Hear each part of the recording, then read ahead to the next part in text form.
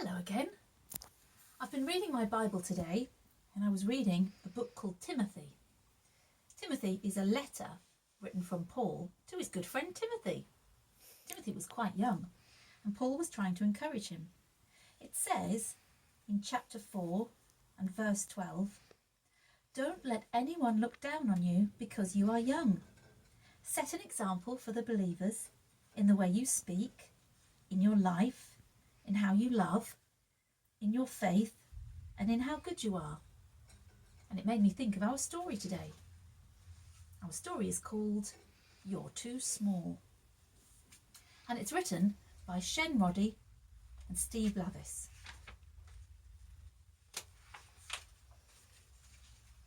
You're too small. Pip woke up all warm and tingly as a dot of sunshine touched his nose. He peered out of the window. "Everyone's busy," he piped. "I'll run down and help." Pig was pushing a wheelbarrow of marrows. "I'll help you," said Pip. "Better not," said Pig. "You're too small. You'll get squashed." There he is, look.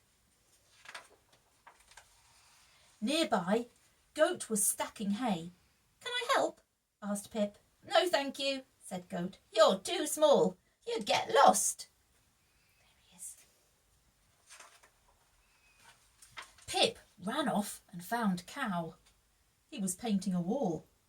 "Can I help?" said Pip. "I don't think so," said Cow. "You're too small. You'll never reach the top." Well, thought Pip, if I'm too small to help, I'll just have to go and play. So he skipped off to the fields where he met Rabbit, flying a kite. "Can I have a go?" asked Pip, watching the kite wiggling in the clouds. "No," said Rabbit. "You're too small. You'd get blown away." Poor Pip. Pip looked at himself. He looked at his big paws and his round belly and his long tail. "I don't look small to me," he said. "I look just right. I'll ask Goose. She won't think I'm too small." "Too small for what?" asked Goose. "I don't know," said Pip. "But maybe I'm the right size to sit on your eggs. After all, you don't look very big yourself." Goose took a deep breath. She stood up, taller and taller. "Pip," she said, peering down at him, "I would love you to sit on my eggs, but you wouldn't cover them at all. You're just too small." "Oh dear," said Pip. "I think I'll go back to bed and start again tomorrow. Perhaps I'll have grown some by then." Pip walked slowly back to the barn, but when he got to the door, there was a big hubbub. All his friends were there, banging on the door. "Pig came to tell us dinner was ready and the door slammed behind him. We're all locked out," cried Rabbit. "And we're starving," said Goose. "I can help," said Pip. "What can you do?" said the animals. "You're too small." "You don't have to be big to help," said Pip, and he disappeared through a crack in the wall. "I only need to be small enough," he called from inside. He heard a loud cheer from outside. "Hooray for Pip! Hooray, hooray, hooray!" But since dinner was all ready, Pip hopped on the table. "There's another thing I'm not too small for," he smiled, as he helped himself to the biggest, plumpest, puffed up pie. Then he hopped off the table and unlocked the door and let all of his hungry friends in. "Thank you, Pip," they shouted. "You were just the right size."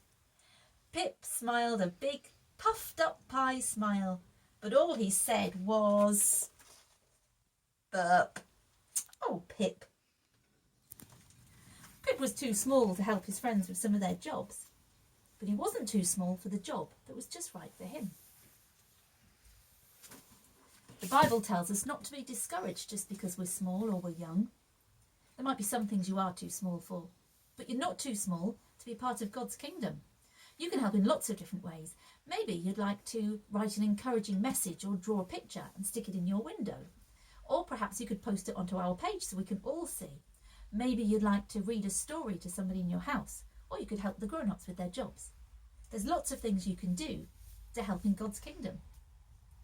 Well, I hope you're ready for bed now. Close your eyes, you too, Stuffy.